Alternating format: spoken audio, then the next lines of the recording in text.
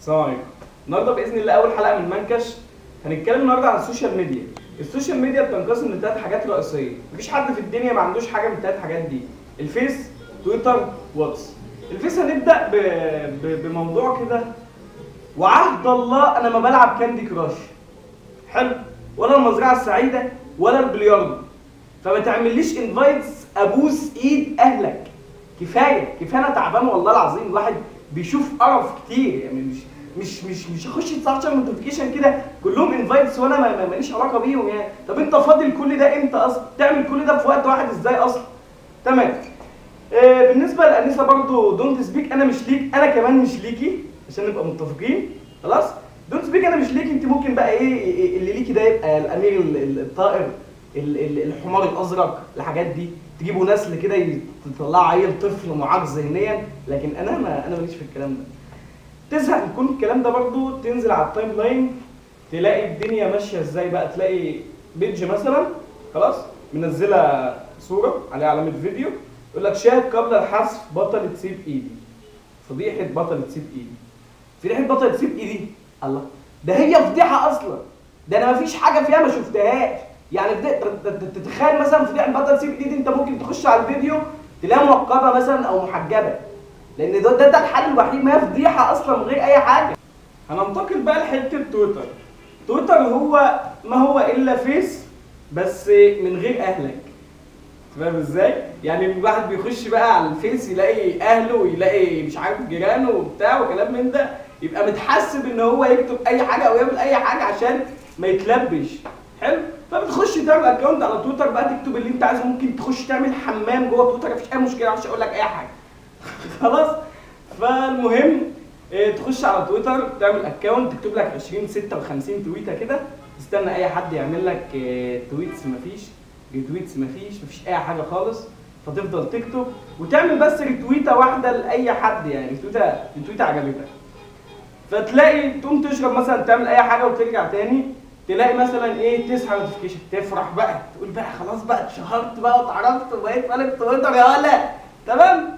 المهم نخش تلاقي واحد عامل لك ريتويت يو ريتويت، والتاني برضه نفس الريتويت يو ريتويت، التسعه كده. يعني ايه ريتويت يو ريتويت اصلا؟ يعني انا ايه علاقتي بالموضوع؟ انت مش عارف تصارحه فتيجي عليا انا تعمل لي ريتويت؟ خش يا حبيبي على اسمه من جوه واعمل له ريتويت هو، ولا لا ما تجننيش، الشغل ده ما بحبوش. نسيبنا من الموضوع ده، نخش في حته الفيفوريت. الفيفوريت انا مش فاهمه بصراحه، يعني انا برضو في حاجه مش فاهمها. هل انا لا ارقى بالنسبه لسيادتك ان انت تعمل لي ريتويت؟ يعني انت مثلا وزير داخل على تويتر بتعمل لي فيفوريت بس كده، بتحسسني بوجودي بس مش اكتر؟ انا لا ارقى ان انت حضرتك سياده معالي وزير اهلك مش عايز تعمل لي ريتويت؟ ولا ايه النقطه؟ انا مش فاهمه. سيبنا بقى من تويتر والفيس ونخش في حته الواتس.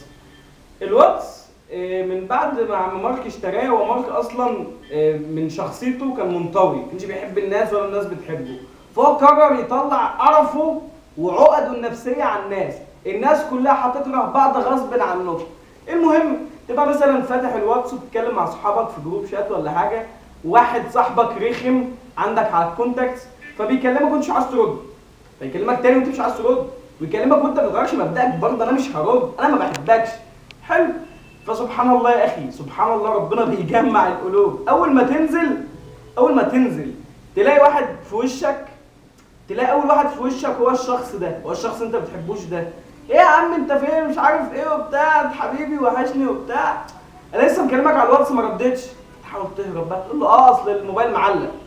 يقول لك يا عم معلق ايه؟ ده هو بعت لي علامتين صح دليفرد يعني. انت برضه مش عايز تقولها له في وشه كده، فتقول له معلش اصل انا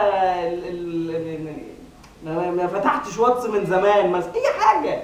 يقول لك ما فتحتش واتس من زمان ازاي يا جدع؟ ده اللاست سين من ربع ساعه.